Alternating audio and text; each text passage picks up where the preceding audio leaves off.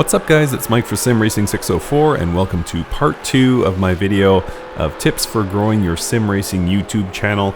In part 1 we talked about the philosophy. This video will be a little bit more of the technical side of what to do with your sim racing channel, and hopefully these tips will be helpful. And once again, just important caveats. Number one, don't use me as the sole source of information. There's lots of people who have channels that are much bigger than mine, and also people who do this for a living and can provide you with excellent tips as well for growing your channel. And also, these are just tips and guidelines. They're not meant to be hard and fast rules. All right, so let's get into it. And again, this is kind of the more technical side of things in this video. The first one is don't stop making videos. So it's tempting to possibly, take long breaks, or if you're not feeling inspired, take time off. But it's a good idea to keep good regularity with your videos. Google and YouTube, they're one of the biggest media providers in the world, but they make very little content of their own, and as such they favor you putting out regular and engaging content. Their algorithm really features frequent content to a point. Of course, you don't want to go much more than one per day. If you look at some of the biggest not just sim tubers but also YouTubers, they generally aim for one video a day. That seems to be the healthy number. It's okay to take a break, of course. I know I've done that a few times myself, just taking time off, but really try not to give up for more than, say, a week at a time, and ideally you would be at once a day. And quitting is the number one reason I see YouTube channels fail. I see a lot of people get in, become excellent sim tubers, and then the monetization doesn't come as fast as they like, or they're having trouble breaking 100 or 1,000 subscribers.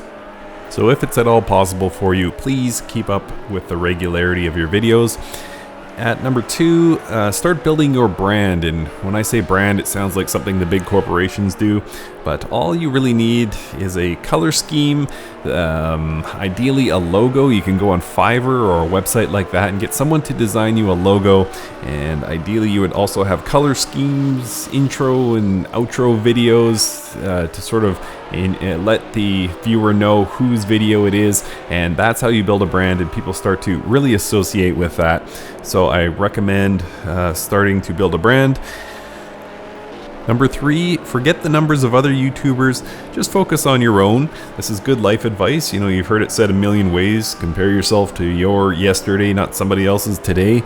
And that really applies when you're making a YouTube channel. Maybe you're disappointed that you only have 20 subscribers. Well, did you have 10 subscribers last week or last month? Then you've doubled your subscriber count. That's nothing small. That's huge, actually. And maybe you're disappointed that you only have 50 views compared to Jimmy Broadbent's 50,000 views, and it's like, well, what are your average views? If your average views are 10 per video and you get one with 50, hey, that's a huge jump. You're doing something right. So just make sure to keep everything in perspective. Make sure you're comparing yourself to where you were and not to other YouTubers. Of course, it's good to have sort of a benchmark and know what the big guys are doing to some degree, but don't beat yourself up if you're not matching their numbers. At number 4, forget the concept of reason and fairness on YouTube, especially as it relates to views and subscriber count. Often the videos you think are going to be huge and successful are not, and vice versa. Sometimes you'll pour everything you have into a video and think it's going to be your biggest one yet, and it actually turns out to be quite average. And then there's one you'll just sort of slap together and it does incredibly well, and that's the game of YouTube. That's what's thrilling about it, is you just really don't know what's going to be successful and what's not. So you can throw out the concept of reason and fairness, and keep in mind that as much as you pour your heart and soul into something, there's still going to be a video of a guy trying to flush potatoes down a toilet, and it's gonna have 10 million views, and you're gonna do some awesome sim racing YouTube video and it's going to get 100 views, and it's like, where's the fairness? It's not there. It's not on YouTube, so forget about it. Just again, try and focus on you. Are you generally in a growing state with your channel? That's what's important. Number 5, pay more attention to your subscriber count than your viewer count, than your views count, I should say. Views are relatively easy to come by. If Look, if you want to have 100,000 views, you could probably find a girl to sim race in a bikini.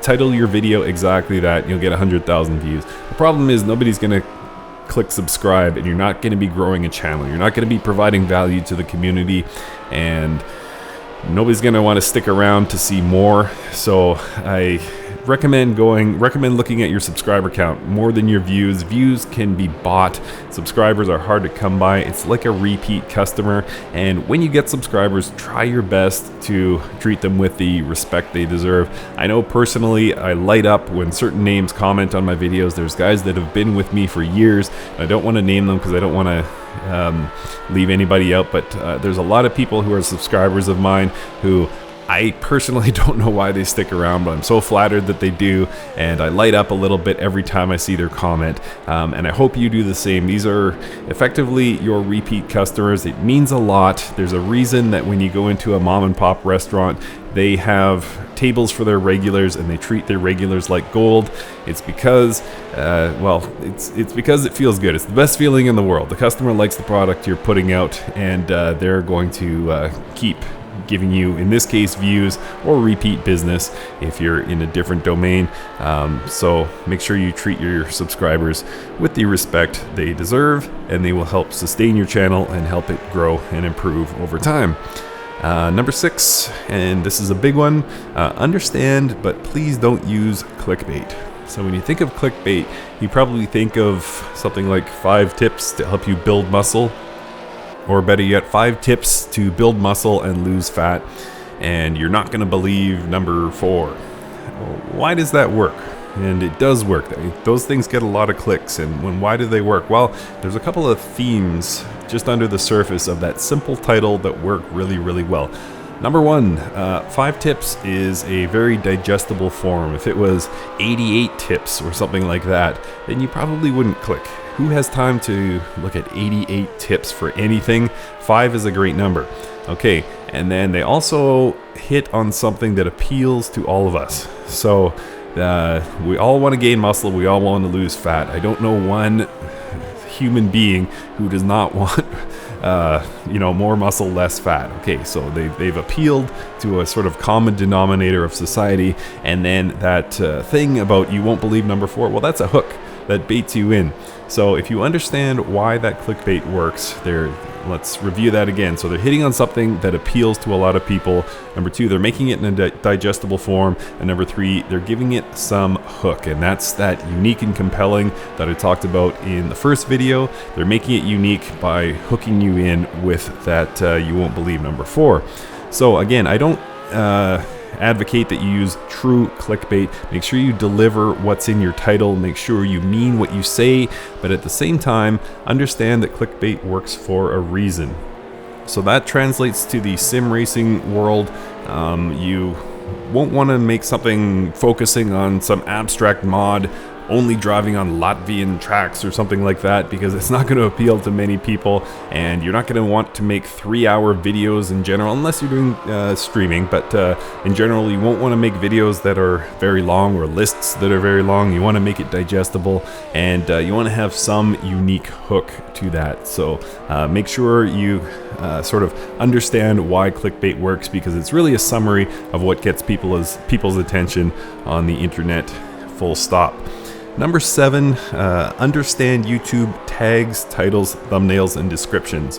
So basically your thumbnail and your title are sort of an overture for your video. It sets a tone for what people can expect. So use something that really draws the eyes in. If you look at trending, look at the YouTube trending list, and you see a lot of faces. You see a lot of up close focus on what the subject of the video is. Generally there's a few words in the thumbnail to kind of pull you in, and then a title that's somewhat compelling.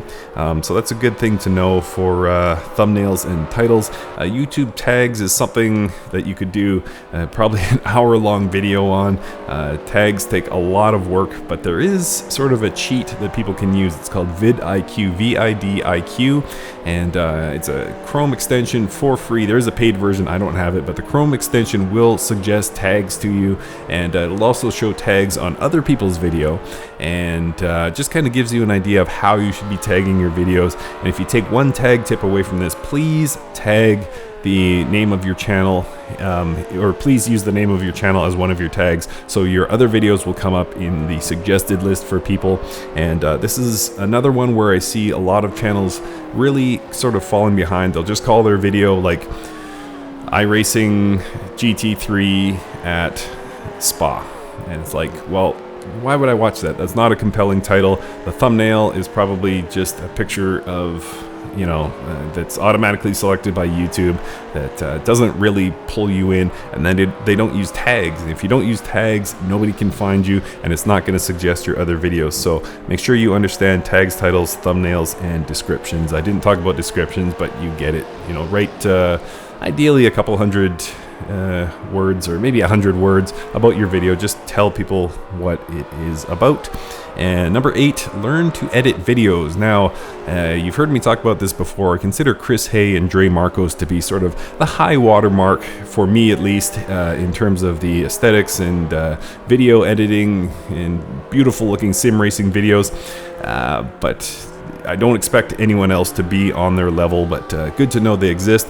But at a minimum, you should learn something about transitions and be able to do voiceovers. I see a lot of people, especially who are, you know, console exclusive people, just going into the PlayStation editor, putting 2 videos together, or even just taking one long clip with the PlayStation logo at the front and back and uploading that. Trim out the unnecessary stuff if you can. Again, just a bit of video editing, just a bit of trimming, a bit of transition, and the ability to do voiceovers will go a long way. So at least learn the basics of video editing. Number 9, make videos to answer questions you have. So we're all still learning something about sim racing, and maybe it's as broad as I'm trying to learn how to get under 2 minutes at Spa, or maybe it's I'm trying to learn setups, or I'm trying to learn how to set my force feedback in Project Cars 2, whatever it is, whatever you're trying to learn.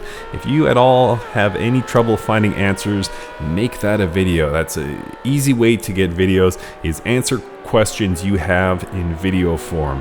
So if chances are, whatever you're doing, you're not the only person to ask that question, and if you're having trouble finding answers, that's a video. That's compelling. That's going to pull people in, and it's somewhat unique. You know that. You know it's unique because you couldn't find the answer.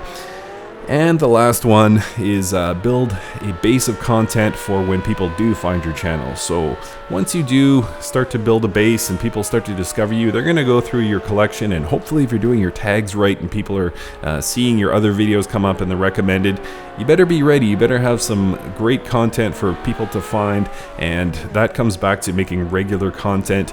Make sure you're not sort of slacking either in the amount of content you make or the quality of it. Make sure you do your tags, make sure you have compelling thumbnails, because people eventually are going to find you, and as you grow, they want to know what your channel is about. And a fantastic example of this is Aiden Millward. Aiden's sort of a friend of mine. I've followed Aiden since he had just a couple hundred subscribers, and really nice guy, makes excellent videos. And I guess it was about a year ago, people started really finding his story time, and his channel blew up, and it was perfect because he had so much great content already that people said, yes, I'm absolutely going to subscribe. This guy has been doing this a long time. He has a lot of great videos. There's going to be a lot more to come. So make sure you do the same. Make sure you're ready for the day when you do finally get that exposure.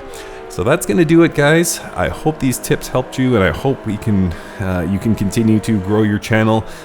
If you take nothing else away from this, the 2 tips: number 1, don't stop making content. Keep that content coming. Try and do a video a day if you can. Push, push, push. Work hard at it.